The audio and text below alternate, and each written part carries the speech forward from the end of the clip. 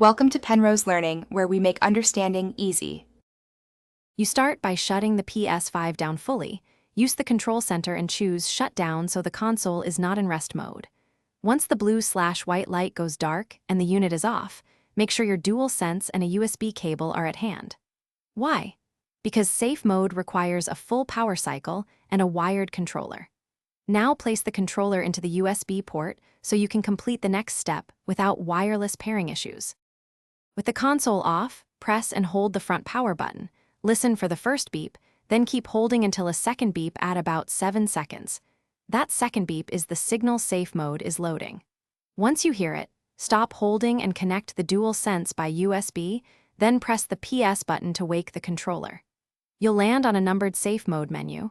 Make sure to read each option because they perform different recovery tasks for system stability. Now pick the safe mode option that matches your goal.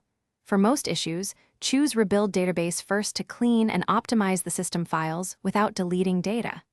If you need system software updates, use Update System Software.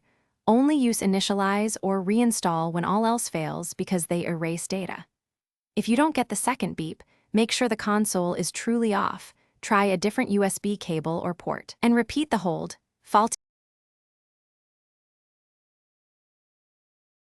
Thanks for watching. If this was helpful, leave a like and consider subscribing. See you next time.